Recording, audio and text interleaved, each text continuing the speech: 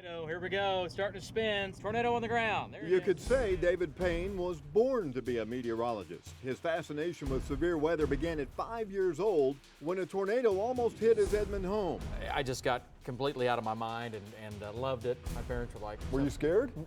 Not really. I just didn't understand what was going on. I could watch them go by. They were about a mile from us. It wasn't until high school when he got his first taste of storm chasing. When I first got my license, back my junior year of high school, I would tell my parents during spring, storm would fire up, and I'd say, hey, I'm gonna run over to Billy's house, whatever. And that wasn't true. And I would go out and do some chasing. Wasn't very good at it, didn't understand really what was going on back then, but I'd go out and get some hail and rain and look at some clouds. Since then, David has witnessed hundreds of tornadoes, helping save thousands of lives. What our job is to do is to tell people at home, tell the viewer at home exactly where the tornado is. Only way to tell them at home is to get close to it. What was it like the first time you got that close to, to a really strong tornado? Probably May 3rd of 1999.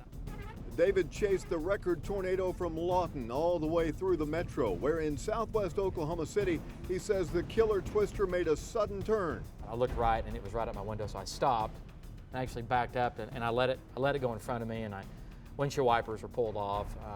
I had a lot of debris blowing in around me, and that was pretty close. And I was like, wow, another 100 yards farther east, and I would have been in trouble. But David says his scariest moment storm chasing happened just 2 years ago near El Reno, May 24th, 2011. I'm trying to shoot the gap. I do a lot, and it made a left turn, tripled in size. It basically turned into me, and that was the worst feeling I've ever had. All I kept picturing was my daughter.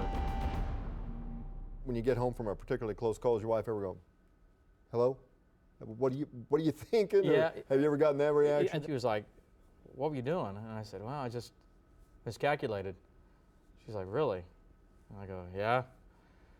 She goes, you gonna do that again? I was like, not planning on it. David rarely misses the mark, and his accuracy just went up a few more notches thanks to his new set of storm chasing wheels.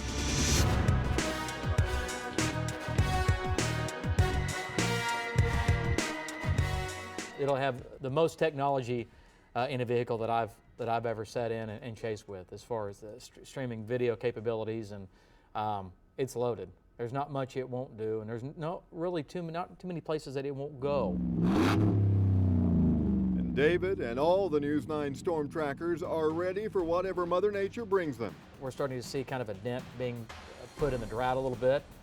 And what that does for us, that's good. We need the water, but that may ante up the severe weather threat a little bit higher as we get into March, April, and May. So we'll have tornadoes this spring. We'll have large hail, and you'll be out there. We'll be out there.